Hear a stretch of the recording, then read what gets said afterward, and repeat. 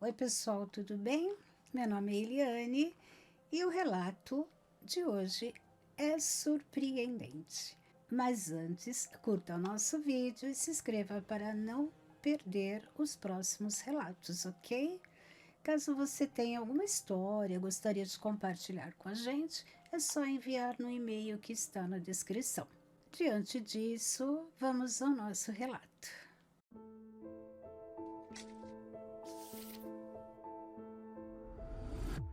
Meu nome é Marcos e eu destruí minha família por causa de uma traição e uma amarração. Meu nome é Marcos Antônio. Já passou tempo suficiente e as pessoas da minha cidade que conhecem essa história já sabem de quase tudo mesmo. Só não sabem a parte que eu escondi por vergonha e talvez por medo. Mas eu acho que chegou a hora de contar. Eu não estou escrevendo isso para me fazer de vítima. Pelo contrário, se tem alguém culpado nessa história, esse alguém sou eu. Eu fiz escolhas ruins. Eu fui fraco. Eu traí. Eu menti. Eu deixei gente que eu dizia amar sofrer por causa da minha covardia. E quando tentei consertar uma coisa errada, usando algo ainda muito pior, eu destruí o que restava. Eu fui casado com a Helena por quase 12 anos. A Helena era uma mulher boa, boa de verdade, daquelas pessoas que seguram a casa inteira nas costas e ainda perguntam se você tá bem. A gente se conheceu jovem, numa festa de família. Casamos cedo, tivemos uma filha, a Camila, e depois um menino, o Tiago. Nossa vida não era perfeita. Tinha conta, tinha briga, tinha cansaço, tinha rotina, mas era uma vida honesta. A Helena trabalhava como professora e eu tinha uma pequena oficina. A gente não nadava em dinheiro, mas também não passava necessidade. O problema é que eu fui ficando vaidoso. A oficina começou a ir bem. Passei a ganhar mais, conhecer mais gente, ser chamado para coisa que antes eu não era. Aí veio aquela sensação idiota de homem burro, achando que merece mais do que tem. Foi nessa época que eu conheci a Renata. Ela era cliente da oficina. Levou o carro para arrumar. Depois voltou. Depois começou a conversar mais. Era bonita, mais nova que eu. Falava comigo como se eu fosse a pessoa mais interessante do mundo. E eu, que devia ter cortado aquilo no primeiro sinal, fui alimentando. Primeiro foi conversa, depois mensagem, depois encontro. Quando eu percebi, eu já estava traindo minha esposa. Eu poderia dizer que me arrependi logo, mas seria mentira. No começo eu gostei. Gostei da adrenalina, da sensação de estar vivendo algo escondido, da Renata me olhando como se eu fosse especial. Hoje eu tenho nojo de escrever isso, mas é verdade. A traição durou quase um ano inteiro mentindo para minha mulher, inventando serviço, dizendo que ia buscar peça em outra cidade, desligando o celular, apagando mensagem. E Helena, coitada, desconfiava. Claro que desconfiava. Mulher sente. Ela perguntava se estava acontecendo alguma coisa, e eu negava. E ainda fazia ela se sentir culpada por desconfiar. Esse talvez tenha sido o pior. Eu não só traía, eu fazia Helena pensar que estava ficando paranoica. Até que um dia ela descobriu. Não foi escândalo de novela. Ela achou mensagens no meu celular enquanto eu dormia. Eu lembro de acordar com ela sentada na beira da cama, segurando o aparelho, chorando em silêncio. Aquele silêncio foi pior do que grito. Ela só perguntou: por quê? E eu não soube responder, porque não tinha resposta decente. Ela pediu a separação na mesma semana e eu entrei em desespero. Não porque eu merecesse perdão, mas porque só quando perdi é que entendi o tamanho do que eu tinha feito. A Renata, que até então dizia que me amava, começou a cobrar que eu assumisse ela, mas eu não queria. Eu queria a minha casa, meus filhos, minha mulher. Eu queria voltar para a vida que eu mesmo tinha destruído. Helena não quis, e com razão. Ela saiu de casa com as crianças e foi morar com a mãe. Eu fiquei sozinho.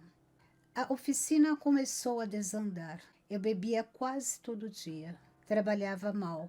Brigava com o cliente. Perdi serviço, perdi amigo, perdi respeito.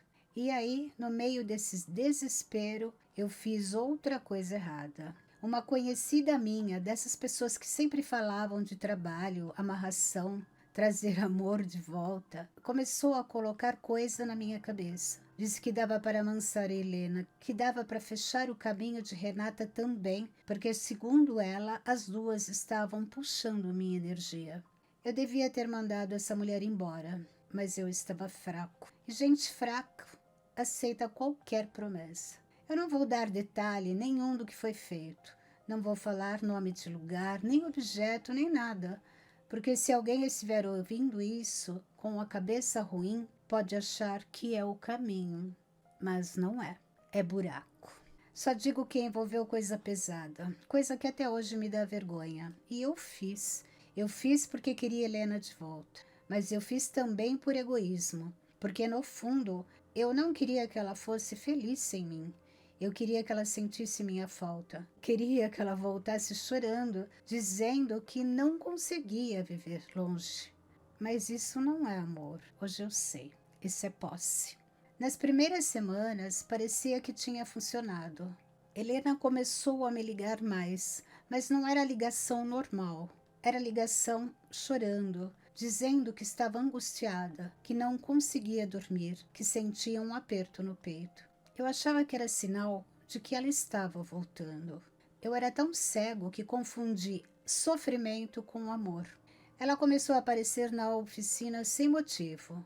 Ficava parada na porta, pálida, abatida. Dizia que sonhava comigo toda noite. Dizia que sentia raiva de mim, mas ao mesmo tempo uma vontade absurda de me procurar.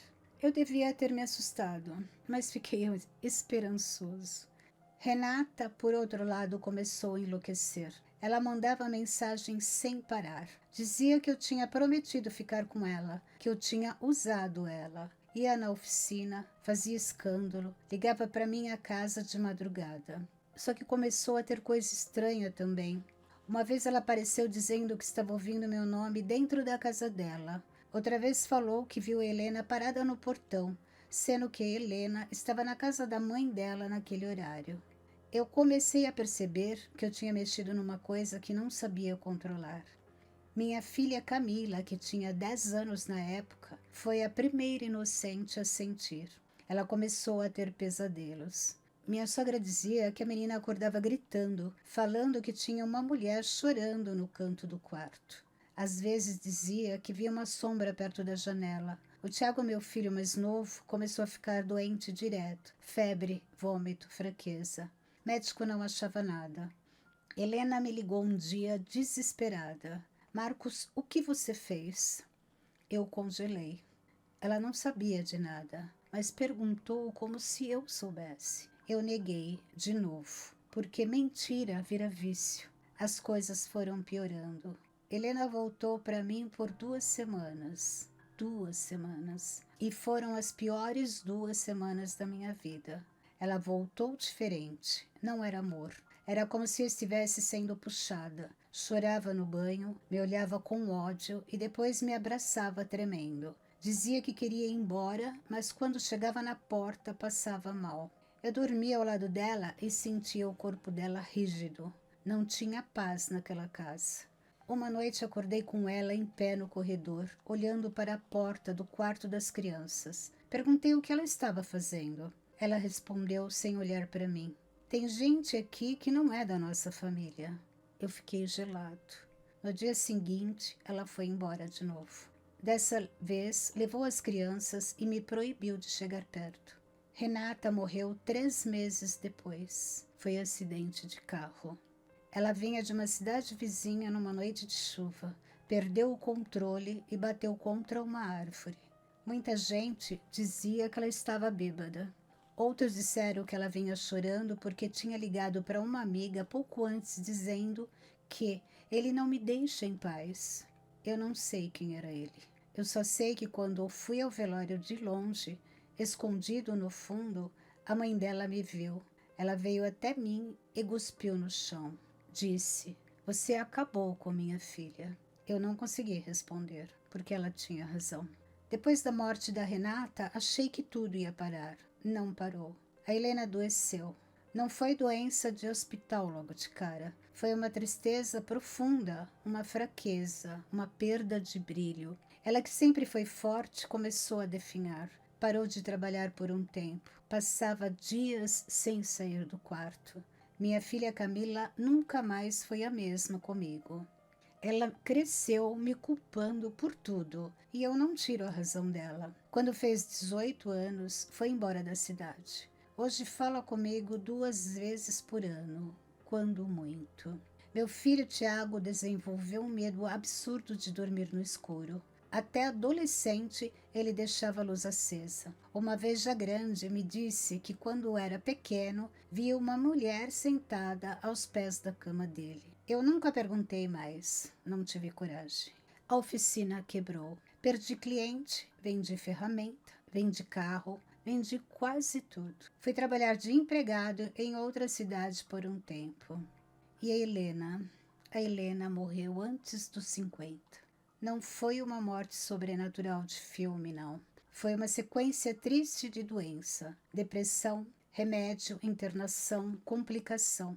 Mas eu sei no fundo do meu coração que a vida dela começou a acabar naquela época. Eu ajudei a apagar aquela mulher. E isso é uma culpa que não tem missa, não tem oração, não tem tempo que tire. Anos depois, encontrei a mulher que tinha me indicado a amarração. Ela estava velha, acabada, quase irreconhecível. Eu cruzei com ela na porta de um mercado. Ela me olhou e deu uma risadinha feia. Eu perguntei: "Por que você não me avisou que ia dar nisso?" Ela respondeu: "Eu avisei que trazia de volta. Não disse que trazia inteira." Aquilo me destruiu. Porque foi exatamente isso. A Helena voltou por um instante, mas não voltou inteira.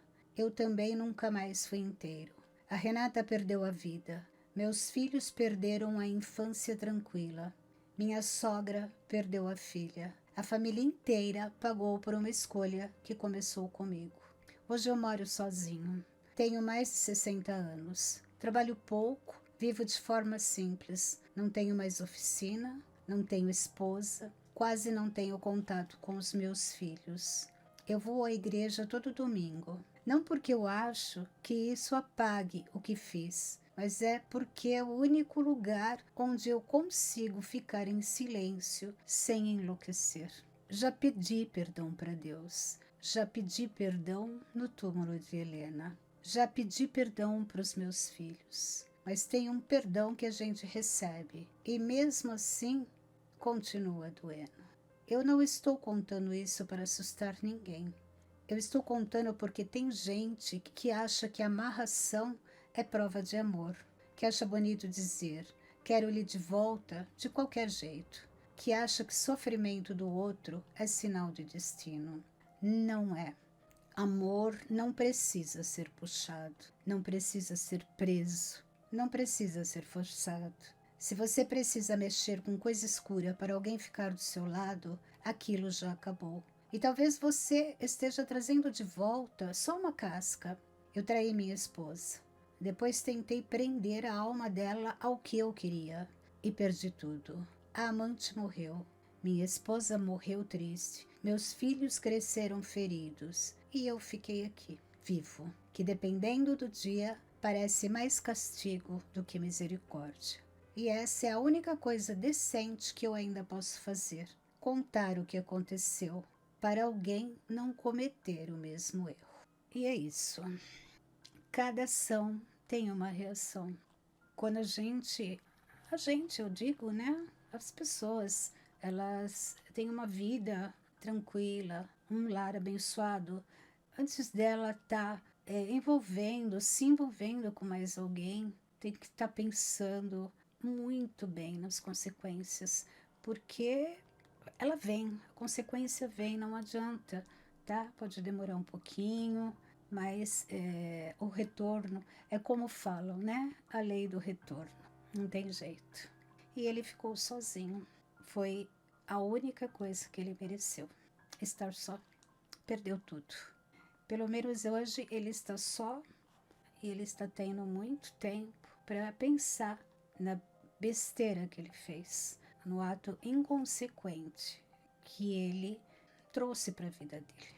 Mas enfim, é isso. Espero que vocês tenham gostado, curtam o nosso vídeo e se inscrevam, tá? Para não perder os próximos vídeos. Gente, até breve. Muito obrigada.